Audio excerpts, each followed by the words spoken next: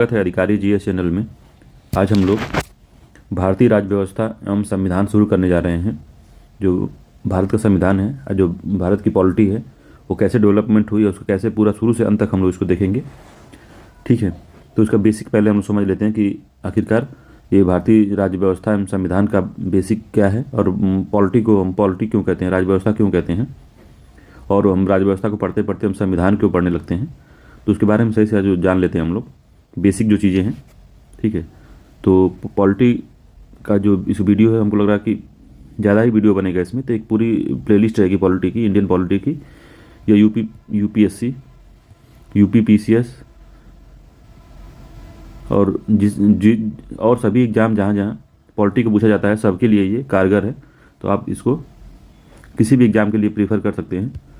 Question लगभग को जिस तरह से यूपीएससी में, यूपीपीसीएस में और आरओआर में पूछता है उसी के अकॉर्डिंग ही इसको हम व्यवस्थित किए हैं। ठीक है, तो चलिए देखते हैं इसमें क्या है पॉलिटी। तो पॉलिटी या राज्य व्यवस्था है क्या, ये संविधान क्या है, क्यों हम इसको पढ़ते हैं, इसको जानते हैं। ठीक है, पॉलिटी क्या है। तो जो पॉलिटी है ये पॉलिस शब्द से निकला है, ये ग्रीक शब्द है पॉलिस। ठीक है, तो पॉलिटी जो है ग्रीक शब्द पॉलिस से निकला हुआ है। तो जो पॉलिटी का जो डेवलपमेंट हुआ है एक प्रोसेस के तौर पे हुआ है। तो उस प्रोसेस को समझने के लिए हम उदाहरण से समझेंगे इसको। तो ग्रीक भाषा, ये ग्रीक जो यूरोप का एक देश है ग्रीस, उसके जो क्षेत्र था उसको ग्रीक कहते थे। तो उसी ग्रीक से निकला हुआ पॉलिस, तो पॉलिस से ही पॉलिटी बना है धीरे धीरे इवॉल्व होके। ठीक है, तो इसको समझने के लिए हम उदाहरण समझते हैं। तो राज्य व्यवस्था क्या है, तो पॉलिटी जो है एक ग्रीक शब्द है जो कि पॉलिस से निकला है, जो आगे चलकर पॉलिटी बन गया है। ठीक, तो पॉलिस क्या है, पॉलिस को समझते हैं। पॉलिस क्या है, तो पहले इसको मैप जो लगा है इसे देखते हैं, मैप से समझते हैं। तो इसमें देखिए ये यूरोप है। ठीक है, तो यूरोप का ये क्षेत्र है, ये वाला ग्रीस वाला क्षेत्र है ये। ठीक है, यहाँ पे पर्शियन स्टेट है, पर्शियन राज्य है। तो जो ग्रीस में देखेंगे तो उस समय के सिटी स्टेट थे। तो ये डॉल्फी है, ओलंपिया है, एथेंस है, स्पार्टन्स है। तो स्पार्टा का तो नाम सुने होंगे आप, मूवी जो 300 आई थी इसकी, 300 हॉलीवुड मूवी है। तो उसमें हमने देखा होगा कि स्पार्टन्स और पर्शियन के बीच में युद्ध होता है। तो स्पार्टा के 300 जो योद्धा थे जाके लड़ते हैं पर्शियन से, काफ़ी वीरता से लड़ते हैं। ठीक है, मगर जो पर्शियन राज्य था बहुत ही बड़ा इसके सैनिक थे। तो पहले वाले जो पहली पार्ट है स्पार्टन मूवी की, तो उसमें स्पार्टा वाले 300 लोग जाते हैं और फिर वो हार जाते हैं। फिर दोबारा से इसका दूसरी मूवी आती है, तो उसमें स्पार्टा का साथ देता है एथेंस।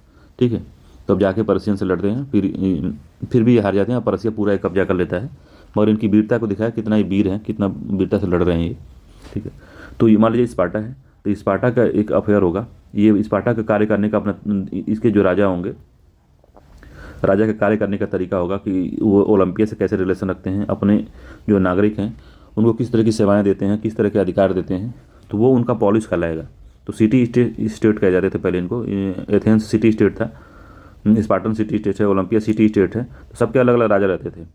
ठीक है, तो अब इनके जो अफेयर्स थे, जो बाहर कैसे संबंध रख रहे हैं अपने नागरिकों के साथ, इनका कैसा संबंध है राजा का, तो वो पॉलिस कहलाता था, वो उसको पॉलिस कहते थे। ठीक है, अब क्या हुआ कि पर्शिया ने पूरा जीत लिया जब, तो पूरा इस क्षेत्र में जब पर्शिया का जो यहाँ पर किंग बैठा है, अब जो ये शासन करेगा इस पे, या अपने पर्शिया से बाहर जो भी शासन करेगा, तो इस पूरे देश का जो शासन होगा वो पॉलिस कहलाएगा। ठीक है, पॉलिस कहलाएगा। तो ये पर्शियन राज्य हुआ, रोमन राज्य हुआ। भारत में जैसे भारत को उदाहरण देखेंगे तो 16 महाजनपद थे, तो उनके जो राज्य हुए 16 महाजनपद के, तो उनका भी अलग अलग अफेयर्स रहा। मगर मगध ने ढेर सारे महाजनपद को अपने में समाहित कर लिया। जैसे पर्शिया ने ये पूरा डाल्फी, एथेंस सबको समाहित कर लिया अपने में। उसे समाहित करके ये काफ़ी दिनों तक, 100 साल 200 साल तक ये लोग राज्य करते हैं। फिर धीरे धीरे इनका राजा कमज़ोर होता है, विघटन होना शुरू होता है। कोई भी साम्राज्य, जैसे रोमन साम्राज्य हुआ, पर्शियन हुआ, महाजनपद काल हुआ, सब विखंडित होकर बाद में नेशन स्टेट के रूप में डेवलप होते हैं। तो फिर ये दोबारा से टूटते हैं और छोटे छोटे राज्य यहाँ पे, जैसे मान लीजिए इस वाले क्षेत्र में सीरिया हो गया, टर्की निकलेगा यहाँ से, फिर से आगे इजराइल निकलेगा, सब ये टूटते जाएंगे। तो एक अब नेशन स्टेट डेवलप होंगे, नेशन स्टेट बनेंगे जब ये टूटेंगे। तो नेशन स्टेट बनेंगे तो इनका खुद का एक पॉलिस होगा। ठीक है, तो नेशन स्टेट का पॉलिस होगा। ठीक, तो नेशन स्टेट का जो पॉलिस होगा तो वो कैसा अफेयर्स करता है, किस आधार पे कार्य करता है, अपने बाहरी देशों के साथ कैसा संबंध रखता है, अपने नागरिकों को किस तरह की छूट देता है, किस तरह का अधिकार देता है, किस तरह से प्रशासन करता है, तो उसी को हम, जब नेशन स्टेट इस तरह के जो कार्य करते हैं तो उनको हम पॉलिटी कहने लगते हैं। ठीक है, तब हम कहते हैं कि इनके ये पॉलिटी है, इनकी ये व्यवस्था है। ठीक है, कहते हैं। तो इस बात को मोटा मोटी आप समझ गए होंगे। तो जो नेशन स्टेट बने तो उनकी जो पॉलिसी थी उसको हम पॉलिटी कहे, उनकी जो व्यवस्था थी उसको पॉलिटी कहे हैं हम। तो चलिए इसको समझते हैं। इसको हमने यहाँ समझ लिया, फिर वही लिखा हुआ है तो उसको देखते हैं। ठीक है, तो लिखा हुआ है, यही सब बातें लिखी हुई हैं यहाँ पे। तो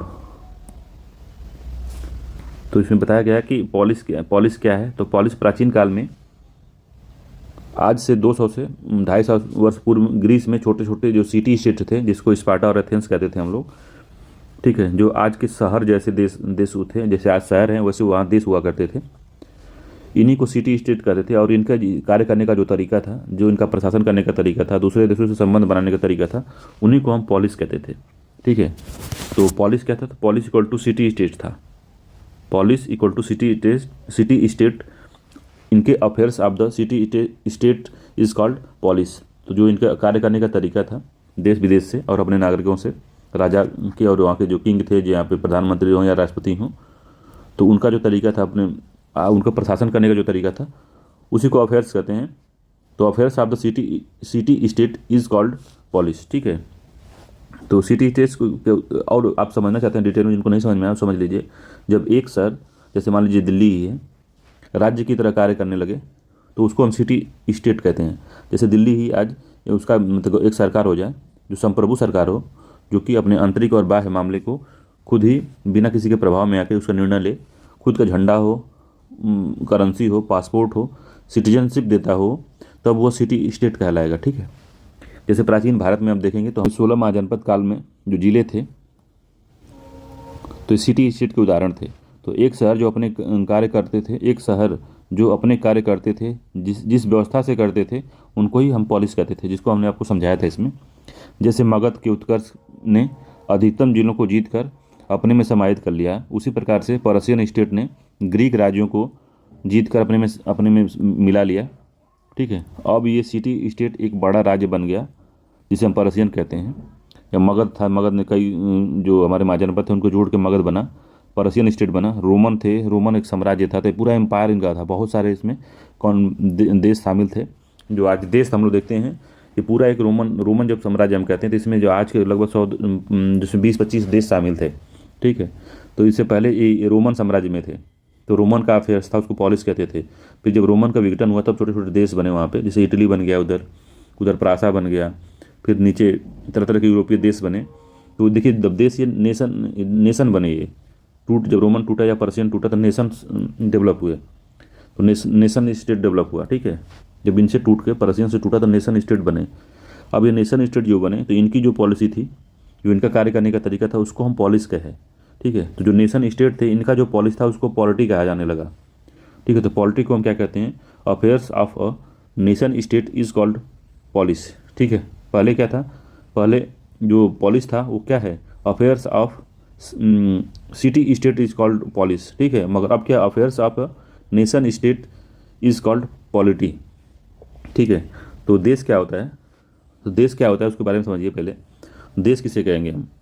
तो एक ऐसी चीज़, ये चीज़ पे ध्यान दीजिएगा, एक ऐसा एलिमेंट या ऐसा तत्व जो वहाँ रहने वाले को जोड़ती है, वहाँ रहने वाले लोगों को जोड़ती हो।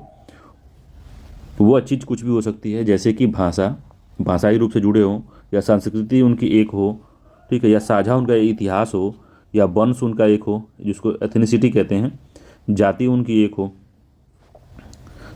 तो इस तरह से जो चीज़ें हैं जो उनको जोड़ कर रखती हैं, तो वो नेशन डेवलपमेंट होता है। जैसे जर्मनी जो भाषा वाले लोग थे, जर्मन भाषी लोग थे, ने एक स्टेट बनाया, एक नेशन बनाया, जिसे हम आज जर्मनी कहते हैं। तो आप समझ रहे होंगे बात जो मैं समझाना चाहता हूँ आपको। ठीक है, तो अब इंडिया के बारे में हम देखते हैं। तो इंडिया नेशन नहीं है, इंडिया एक नेशन स्टेट नहीं है। क्यों नहीं है? न यहाँ पे एक भाषा है, न एक संस्कृति है, न इनका साझा इतिहास है। जो हिंदुओं का इतिहास है उसको हम प्राचीन भारत से जोड़ते हैं, और मुसलमानों का इतिहास है वो मिडवल भारत से जोड़ते हैं। तो साझा इतिहास भी हमारा नहीं है। ठीक है, ना एक जाति है ना एक वंश है, और तरह तरह के लोग जातियाँ हैं, तरह तरह के वंश हैं, तरह तरह की एथनिसिटी यहाँ रहती है। तो हमारा जो देश है वो नेशन स्टेट नहीं है वह। तो भारत तब है क्या? भारत भारत कैसे भारत बना, कैसे नेशनलिज्म डेवलप हुआ यहाँ पे, तो कैसे देश बना है भारत? तो भारत क्या है? स्टेट ऑफ नेशन है, ठीक है। भारत राज्यों का संघ है, ठीक है। वो सब ऊपर जो है वो नेशन स्टेट है, और भारत जो है स्टेट ऑफ नेशन है। तो ये अलग अलग बात हुई दोनों। तो भारत को हम कहते हैं ये सलाद का कटोरा है। तो सलाद में गाजर हो गया, मूली हो गई, प्याज हो गया, टमाटर हो गया। तो ये देखिए अब इसमें एक कॉमन चीज़ कुछ नहीं है। ये मूली अलग प्रॉपर्टी रखती है, गाजर अलग प्रॉपर्टी रखता है, प्याज की अलग प्रॉपर्टी है, टमाटर की अलग प्रॉपर्टी है। तो उसी तरीके से भारत जो देश है उसमें विभिन्न तरह की जातियाँ हैं, विभिन्न भाषी लोग हैं, विभिन्न तरह के का सबका अलग अलग इतिहास है, विभिन्न तरह की संस्कृति है, विभिन्न तरह से उनका कल्चर है। तो इसलिए भारत को हम नेशन स्टेट नहीं कहते, स्टेट ऑफ नेशन कहते हैं। तो भारत में किस तरह से नेशनलिज्म डेवलप हुआ? तब जब एक चीज़ कुछ कॉमन ही नहीं है तो नेशनलिज्म डेवलप कैसे होता है? तब कैसे होगा? भारत में कैसे हुआ? तो भारत में जो दूसरे देशों में नेशनलिज्म डेवलप हुआ उससे भिन्न रूप से भारत में डेवलप हुआ था। तो भारत में कैसे डेवलप हुआ, तो इसको समझने की कोशिश करते हैं। तो इसको समझते हैं पहले। तो दो तरह का नेशनलिज्म होता है, एक होता है पॉलिटिकल नेशनलिज्म, एक होता है टेरिटोरियल नेशनलिज्म। तो भारत में टेरिटोरियल नेशनलिज्म है और पॉलिटिकल भी है। पहले टेरिटोरियल नेशनलिज्म को समझते हैं कि जब कोई आदमी किसी एक गांव में या किसी एक देश में एक टेरिटरी में रहता है, तो एक क्षेत्र में व्यक्ति रहता है तो उससे लगाव हो जाता है। जैसे भारत के जो मैप आप देखेंगे तो उसमें जो भी लोग रहते हैं तो ऊपर से हिमालय है, ऊपर उत्तर में, नीचे हिंद महासागर है, आगे जाएंगे तो पहाड़ियाँ हैं, उसकी हिमालय की विस्तृत पहाड़ियाँ हैं, पूर्वी दिशा में भी पहाड़ियाँ हैं जो कि नागालैंड में इसमें है। तो एक बंधा हुआ देश है चारों तरफ से, अवरुद्ध देश है लगभग, कहीं पानी से तो कहीं पहाड़ से। इसके बीच रहने वाले लोगों के बीच में एक अलग सी भावना होगी कि हम भारतवासी हैं या हम भारत प्रायद्वीप के लोग हैं। तो उस सीमा में रहने वाले लोग के अंदर से भावना जुड़ी कि हम भारतीय हैं, ठीक है। तो ये जो है ये भी एक नेशनलिज्म डेवलप होने का सबसे बड़ा कारण है। अगर आप विदेश में कहीं जाते हैं, आपको कोई भारतीय मिलता है तो आपका अलग से उससे लगाव होता है कि ये हमारे यहाँ का है। हमारे राज्य से कोई अगर मिलता है, हमारे गांव से अगर कोई है, कहीं आप दूसरी जगह गए हैं, कहीं के अधिकारी हैं आप, आपके गांव को कोई मिल जाएगा, तो आपके एरिया का, आपके जिले का कोई मिल जाएगा, तो आपको दूसरे तरीके से भावना आपकी डेवलप हो जाती है। आप इसको अनुभव किए होंगे, आपकी बिरादरी का मिल गया कोई, तो उससे आप और थोड़ा सा उससे खुल के बात कर लेते हैं या उससे कुछ जुड़ा महसूस करते हैं आप। तो उसी तरह का जुड़ाव जो होता है वो टेरिटोरियल क्षेत्रीयता से भी होता है कि इस क्षेत्र से हम निवास करते हैं, इस क्षेत्र से हम आए हैं, तो इस तरह से एक जुड़ाव हो जाता है लोगों को। तो वो जोड़ जो है वो भावनाओं से जो कनेक्शन होता है उस तरह से टेरिटोरियल नेशनलिज्म डेवलप होता है, ठीक है। तो उसको ही हम टेरिटोरियल नेशनलिज्म कहते हैं कि एक क्षेत्र में रहने वाले लोगों के बीच जुड़ी भावनाओं से उत्पन्न एक जो भावना है उसको नेशनलिज्म कहते हैं, उस भावनाओं को, ठीक है। तो क्या लिखा है? एक सीमा में रहने वाले लोगों की भावनाओं से जुड़े लोग हम अपने देश के लिए जान दे सकते हैं और अपने देश के लिए हम अपना सब कुछ त्याग भी कर सकते हैं। इस तरह की जब भावना हो जाती है तो उसको कहते हैं टेरिटोरियल नेशनलिज्म, ठीक है। अब पॉलिटिकल नेशनलिज्म क्या होता है? तो कोई ऐसी चीज़ जो हमको सबको बांध कर रखे, जैसे भारतीय संविधान जो है ऐसी किताब है जो हम सबको गवर्न करती है और सब लोग उसको मानते हैं, तो वो होता है पॉलिटिकल नेशनलिज्म। तो भारतीय संविधान सभी के लिए एक है, इससे हम जुड़े हुए रहते हैं कि हम सब लोग कहते हैं कि हम भारत का संविधान हमको अधिकार देता है, या वो साउथ का लोग हो या नॉर्थ इंडियन हो या साउथ इंडियन हो या फिर नॉर्थ ईस्ट इंडियन हो, सब कहते हैं कि हम भारत का संविधान हमारा अधिकार हमको देता है। सब लोग इसके अधिकार की बात करते हैं। तो मैं जो समझाना चाहता हूँ उसको समझ गए होंगे आप कि भारत दो तरह से नेशनलिज्म डेवलप हुआ है, एक तो संविधान से, दूसरा जो है टेरिटोरियल नेशनलिज्म से, ठीक है। तो इसको हम नेशनलिज्म कहते हैं भारत का, ठीक है। तो आज भी एक सिटी स्टेट है, तो आप वर्तमान में सिटी स्टेट का उदाहरण क्या आप दे सकते हैं? तो जो वेटिकन सिटी है, देखिए छोटा सा है, एक शहर के बराबर है, वो भी आज का सिटी स्टेट है। सिंगापुर है, वो भी सिटी स्टेट है। तो छोटा छोटा जैसे हमारे यहाँ दिल्ली है उस तरह का सिंगापुर है, तो इसको सिटी स्टेट आप कह सकते हैं। ये शहर जो है राज्य के उदाहरण हैं, ठीक। तो आई होप इससे इतना तो आपको समझ में आया होगा कि किस तरह से पॉलिश था वो पॉलिटी बन गया, ठीक है। अब राज्य व्यवस्था को समझते हैं कि राज्य व्यवस्था क्या है, इसका हिंदी वाला मीनिंग को समझते हैं राज्य व्यवस्था। तो पहले राज्य व्यवस्था समझने से पहले आप व्यवस्था को समझिए। सिस्टम जो होता है, सिस्टम क्या होता है? व्यवस्था मतलब होता है सिस्टम इंग्लिश में। तो सिस्टम क्या होता है? तो सिस्टम जैसे कंप्यूटर कहते हैं कि चलो सिस्टम पे बैठ के काम करते हैं, तो सिस्टम पे बैठने काम करने का मतलब कि उसका मॉनिटर है, उसका सीपीयू है, उसका कीबोर्ड है, माउस है। अब ये जो कोई व्यवस्था क्या होती है, व्यवस्था ये होती है कि व्यवस्था कुछ तत्वों का समुच्चय होता है, ठीक है। कुछ तत्वों का समुच्चय होता है जो आपस में जुड़े होते हैं तथा एक दूसरे पर निर्भर होते हैं। जैसे जैसे सिस्टम ही है तो उसमें सीपीयू है, माउस है, मॉनिटर है, कीबोर्ड है।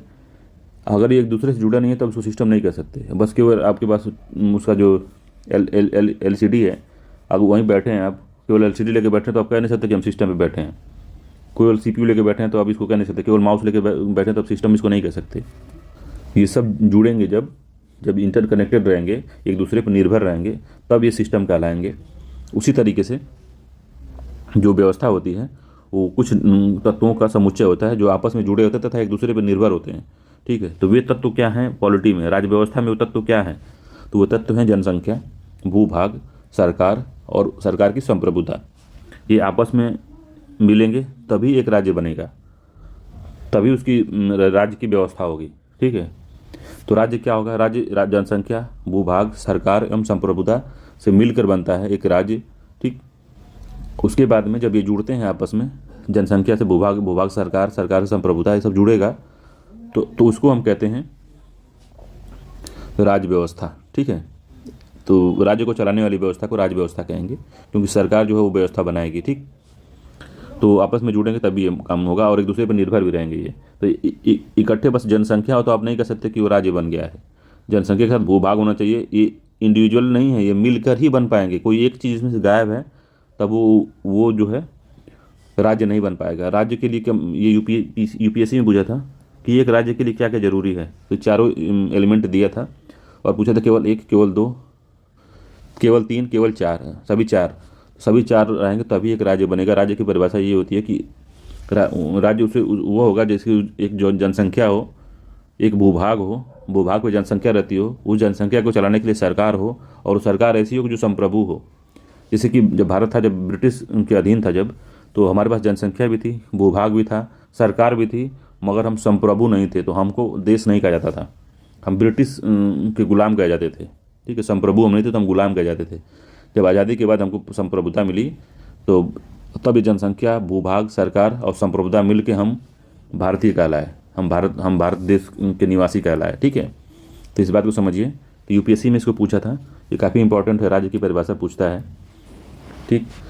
तो अब देखिए, तो हम ये जो पॉलिटी पढ़ते पढ़ते हम संविधान क्यों पढ़ने लगते हैं? तो हम संविधान क्यों पढ़ने लगते हैं भाई?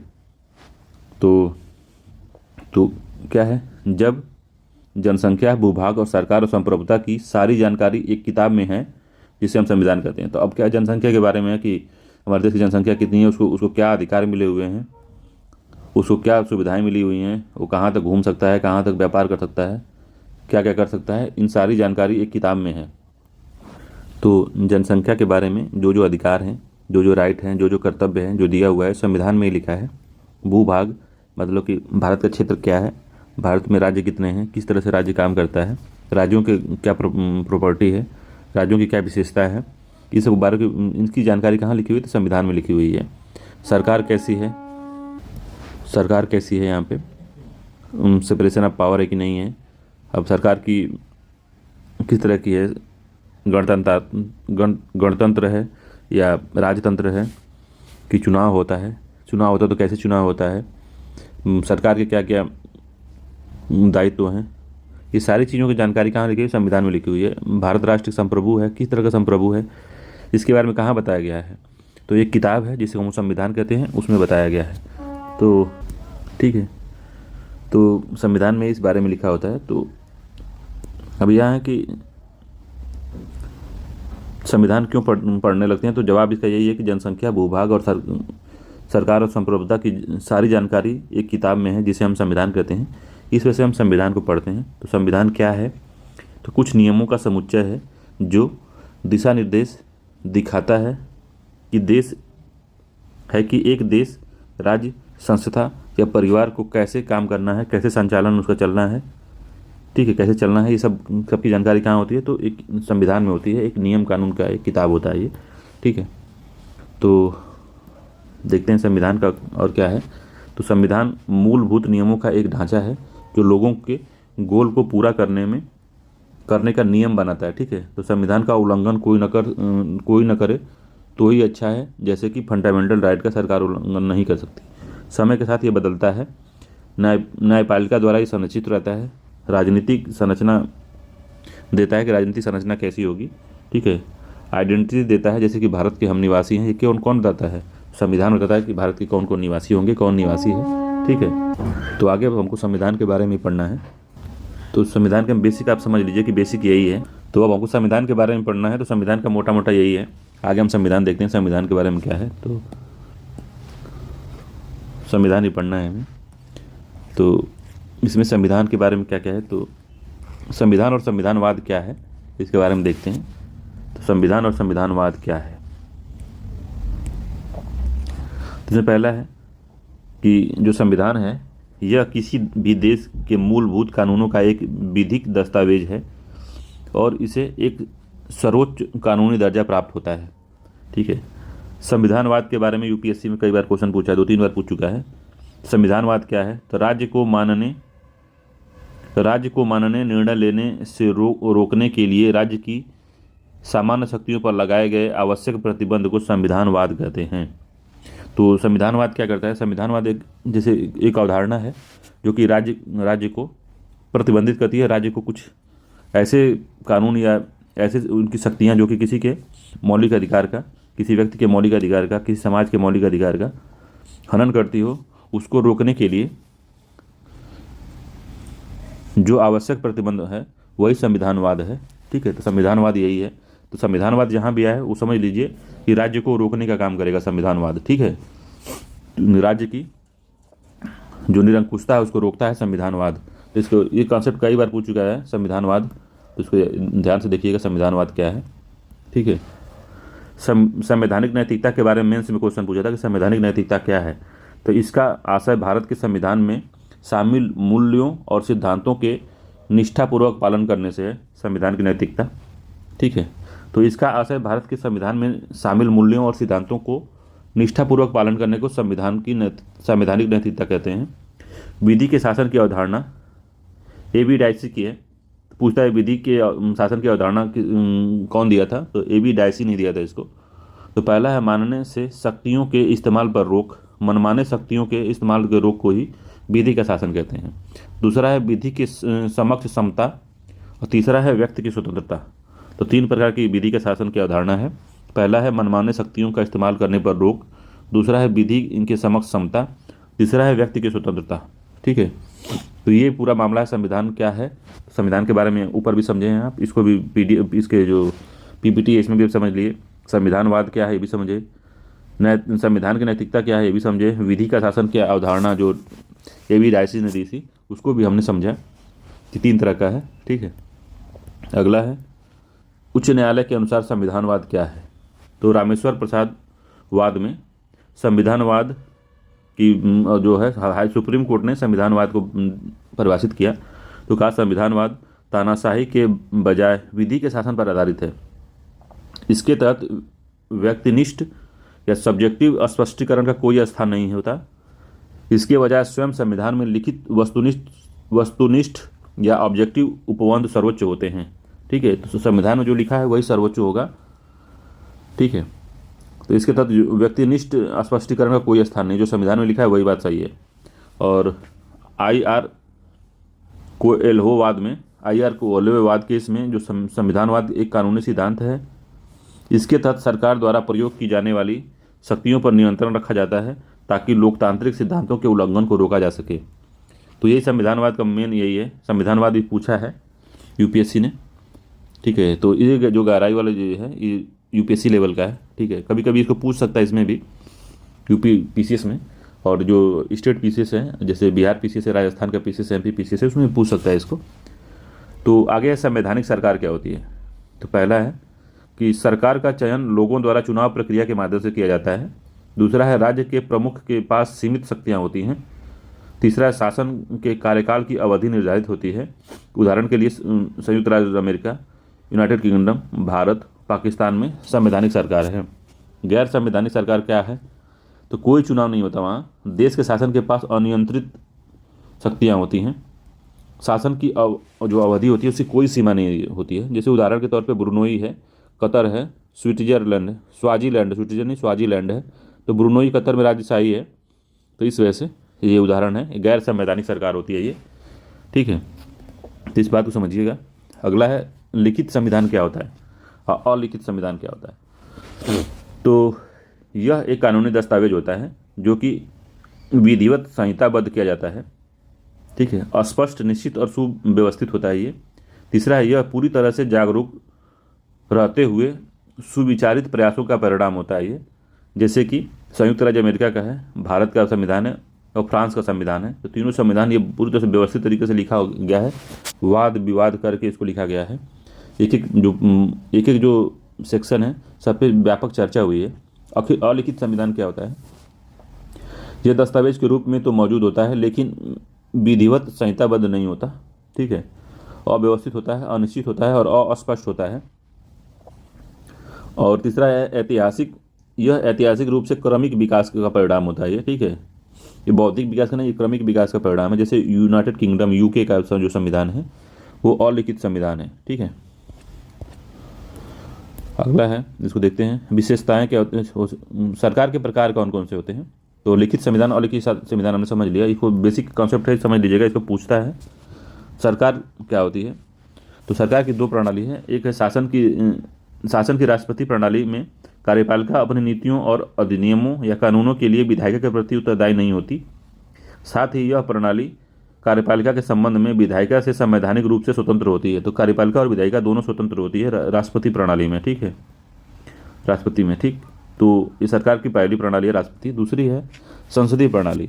तो संसदीय प्रणाली में कार्यपालिका अपनी नीतियों और अधिनियमों के लिए विधायिका के प्रति उत्तरदायी होती है। तो इसको याद रखिएगा, सरकार के दो प्रकार हैं। विशेषताएं क्या होती हैं। तो संसदीय प्रणाली का उदाहरण भारत में यूनाइटेड किंगडम में है, यूके में और भारत में दोहरी कार्यपालिका वास्तविक और नाम मात्र की होती है। दोहरी कार्यपालिका होती है, वास्तविक और नाम मात्र की होती है। एक वास्तविक होगी, एक नाम मात्र की होती है। सामूहिक उत्तरदायित्व अनुच्छेद 74 में भारत में संविधान में लिखा है और अनुच्छेद 75 में सामूहिक उत्तरदायित्व है। ये संसदीय प्रणाली की विशेषता है, ठीक है। और अगला है शक्तियों का समेकन या अस्पष्ट पृथक्करण नहीं होता इसमें, क्योंकि जैसे पीएम कार्यपालिका के भी हिस्सा होते हैं और जब कार्यपालिका के भी हिस्सा होते हैं पीएम, हमारे प्रधानमंत्री मोदी जी हैं, वो कार्यपालिका के भी हिस्सा हैं। और जब विधि बनती है तो विधायिका के भी हिस्सा हो जाते हैं, संसद के भी हिस्सा हो जाते हैं वो।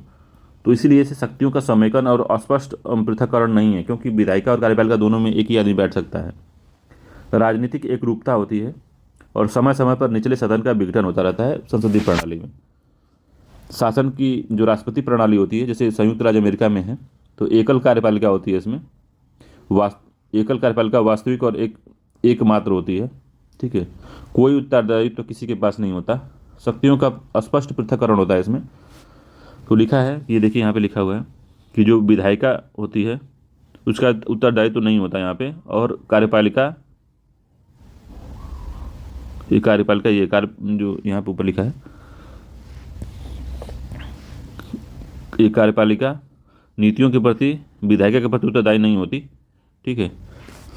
और जो इसमें क्या लिखा था,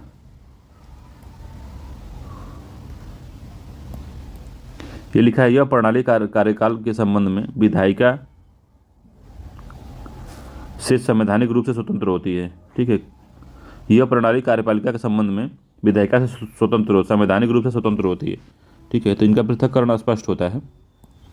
शक्तियों का पृथक्करण आवश्यक नहीं कि राजनीतिक एकरूपता हो। यहाँ पे निचले सदन का निश्चित कार्यकाल होता है, इनका विघटन नहीं होता, ठीक है। तो ये बात समझ लीजिए। अगला है, भारत में संविधानवाद को भारतीय संविधान द्वारा सुनिश्चित किया गया है। संविधान सभा द्वारा भारतीय संविधान में 26 नवंबर 1949 को अपनाया गया और 26 जनवरी 1950 को प्रभावी हुआ।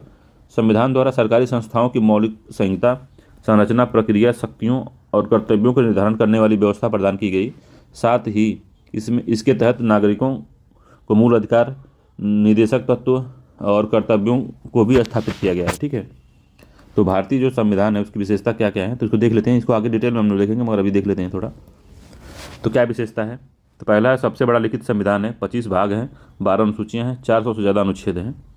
दूसरा विभिन्न स्रोतों से प्रेरणा लिया है, यूएसए से मूल अधिकार है, यूके से संसद का संबंध में लिया गया है, और अन्य भी देश हैं इसमें, जैसे रूस से भी कुछ लिया गया है, अफ्रीका से, दक्षिण अफ्रीका से लिया गया है, जर्मनी से लिया गया है, जापान से लिया गया है। ठीक, कठोरता एवं लचीलापन का समन्वय है, बहुत विशेष बहुमत और सामान्य बहुमत से संशोधन का प्रावधान है, केंद्र की ओर झुकाव है के साथ संघीय व्यवस्था है, केंद्र की तरफ झुकाव के साथ संघीय व्यवस्था है, सरकार की संसदीय प्रणाली है, संसदीय संप्रभुता, न्यायिक सर्वोच्चता में समन्वय है, एकीकृत एवं स्वतंत्र न्यायपालिका है, उच्च न्यायालय, उच्चतम न्यायालय, उच्च न्यायालय, अधीनस्थ न्यायालय। ठीक है, मूल अधिकार है 12 से 35 तक, डीपीएसपी है 36 से 51 तक, मूल कर्तव्य जो है 51A में है, पंथ निरपेक्ष राज्य है 25 से 30 तक, सार्वभौमिक वयस्क मताधिकार है, एकल नागरिकता है, स्वतंत्र निकाय जैसे कायग हैं, यूपीएससी है, आपातकालीन प्रावधान है भाग 18 में, सरकार की त्रिस्तरीय प्रणाली भी है जिसको लोकल गवर्नेंस कहते हैं। तो ये सब भारतीय संविधान की विशेषताएं हैं। तो ये बेसिक चीज़ें आपने समझ ली हैं इसको संविधान के बारे में। अभी भी जब प्रस्तावना पढ़ेंगे तो उसमें संप्रभुता क्या होती है, राष्ट्र गणतंत्र क्या होता है और समाजवाद क्या है, इसके बारे में डिटेल से हम लोग पढ़ेंगे। ठीक है, तो अभी कुछ और कॉन्सेप्ट जो बचे होंगे उनको हम बाद में किसी एक वीडियो में देख लेंगे। बाकी मेन यही है। सबसे पहले हमने पॉलिस से शुरू किया था, पॉलिटी क्या है, तो पॉलिटी को समझने के लिए हमने ग्रीस का उदाहरण से पूरा समझा था कि जो पॉलिटी है वो ग्रीस के पॉलिस शब्द से निकला है। ठीक है, और प्राचीन भारत में जो प्राचीन काल में जैसे 2-2.5 हज़ार साल पहले ग्रीस में जो छोटे छोटे सिटी स्टेट थे वो कैसे वो लोग एक बड़े अम्पायर में बदल गए जिसको पर्शियन अम्पायर कहते हैं, उसमें समाहित हो गए।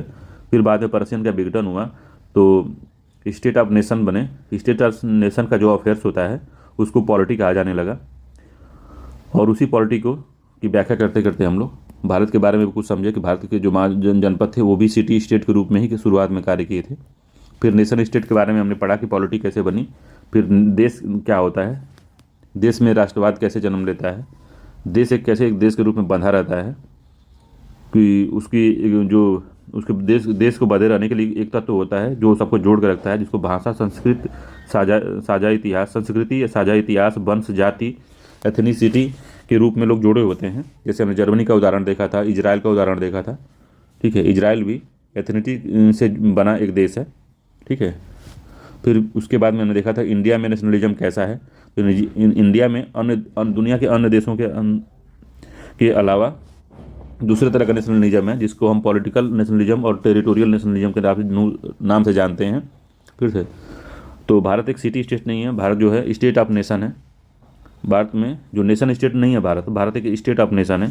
ठीक है, राज्य व्यवस्था का हमने समझा था कंप्यूटर वाले से कि कंप्यूटर के सभी भाग जुड़े रहेंगे तभी वो सिस्टम व्यवस्था बनेगी, सिस्टम बनेगा। ठीक है, कोई अगर एक चीज़ नहीं, मॉनिटर नहीं है, मदरबोर्ड नहीं है या फिर सीपीयू नहीं है तो जुड़ा नहीं है तो वो व्यवस्था नहीं है। ठीक है, तो राज्य व्यवस्था में हमने समझा था कि राज्य व्यवस्था के 4 तत्व होते हैं, किसी भी राज्य के 4 तत्व होते हैं, जनसंख्या, भूभाग, सरकार और संप्रभुता। ठीक है, तो ये जब आपस में मिल जाते हैं तो एक राज्य बनता है, राज्य की व्यवस्था बनती है। तो व्यवस्था के जो राज्य के 4 भाग होते हैं, जनसंख्या, भूभाग, सरकार और संप्रभुता, तो सरकार के बारे में पूरी जानकारी कहाँ मिलेगी हमको, भूभाग के बारे में जानकारी कहाँ मिलेगी, जनसंख्या के बारे में क्या क्या उनको अधिकार दिए गए हैं, क्या क्या उनके कर्तव्य हैं, क्या क्या उनको आगे फ्यूचर में दिया जाएगा, उनकी प्रॉपर्टी के कैसे राइट है उनके, इन सब चीज़ों की जानकारी कहाँ होगी। तो उनके लिए एक नियम कानून बनता है, एक किताब होती है जिसमें सब लिखा रहता है कि इनका ये अधिकार है, राज्य हमारे राज्य में ये क्षेत्र आते हैं, सरकार इस तरह की होगी, इसमें संघीय सरकार होगी, राज्य की सरकार होगी कि केंद्र में ही सरकार होगी, सरकार कैसे न्यायपालिका से होगी, न्यायपालिका कैसे होगी, कैसे चुनाव होगा हेड ऑफ स्टेट का। तो इन सब की जानकारी कहाँ मिलेगी। तो यही राज्य की जो ये 4 तत्व हैं इनकी व्यवस्था के लिए जो किताब लिखी गई कि क्या क्या कैसे ऐसे व्यवस्था बनेगी, उसी को हम संविधान कहते हैं। ठीक है, तब हम राज्य व्यवस्था को पढ़ते पढ़ते हम संविधान को पढ़ने लगते हैं। ठीक है, और संविधान को पढ़ने में हमने देखा कि भारतीय संविधान की क्या क्या विशेषताएं हैं उनको हमने देखा। संविधानवाद क्या होता है उसको हमने देखा, संविधान क्या होता है, संविधानवाद क्या होता है, संवैधानिक नैतिकता क्या होती है, विधि का शासन क्या होता है, तो इसको हमने देखा। संवैधानिक सरकार क्या होती है, गैर संवैधानिक सरकार क्या होती है, लिखित संविधान क्या है, अलिखित संविधान क्या है, इनकी विशेषताएं क्या हैं, और संसदीय प्रणाली और राष्ट्रपति प्रणाली के बारे में भी देखा। ठीक है, तो चलिए ये बेसिक चीज़ें हमने देख लिया है। आशा करता हूँ कि आपको मैं समझा पाया हूँगा। अगर नहीं समझ में आया तो एक दो बार और इसको बढ़िया से देख लीजिएगा, तो पूरा बेसिक समझ में आ जाएगा। फिर हम भारतीय संविधान का जो विकास है उसको देखेंगे कि जो अंग्रेज आए तो किस तरह से जो कंपनियां बनी, जो ईस्ट इंडिया कंपनी बनी, उसको रेगुलेट करने के लिए रेगुलेटिंग एक्ट आए, और रेगुलेटिंग एक्ट से कैसे भारत शासन अधिनियम आने लगे, कैसे कैसे उसका डेवलपमेंट हुआ। 1935 का एक्ट आया, 1947 का आज़ादी का एक्ट आया। तो इनमें क्या क्या प्रावधान किए गए, और भारतीय संविधान जो निर्माता थे कि इनमें से कौन कौन से प्रावधान लिए हैं, लेकर संविधान को बनाए हैं, उसके बारे में अब प्रोसेस से हम लोग देखेंगे एक एक स्टेप में। ठीक है, तो वीडियो पार्ट आ जाएगी और इसकी प्ले लिस्ट बनी रहेगी, आप उसमें जाकर आसानी से उसको देख सकते हैं। तो आपको एकदम यूपीएससी लेवल से लेकर एक छोटे एग्जाम तक सबकी आप तैयारी सीधे से कर सकते हैं इसमें। ठीक है, तो वीडियो के जो वीडियो बनेगी, जैसे मान लीजिए कि संवैधानिक विकास की वीडियो बनी, तो वीडियो का साथ लेक्चर तो पढ़ा देंगे। लेक्चर पढ़ाने के बाद जो पीसीएस, यूपीएससी और उत्तर प्रदेश में जितने भी एग्जाम हुए हैं, जिनके पॉलिटी के जो जो क्वेश्चन होंगे उसको हम करा देंगे उसको। तो एक बार आप उसको थ्योरी पढ़ के सीधे आप जब क्वेश्चन लगाएंगे तो आपको पूरा तरीके से पूरा कॉन्सेप्ट क्लियर हो जाएगा आपका, और बहुत दिनों तक याद रहेगा। ठीक है, तो चलिए मिलते हैं अगले वीडियो में, तब तक के लिए नमस्कार। और अच्छा लगे तो मेरे चैनल को या वीडियो को लाइक कर सकते हैं, आप सब्सक्राइब कर सकते हैं। चलिए धन्यवाद।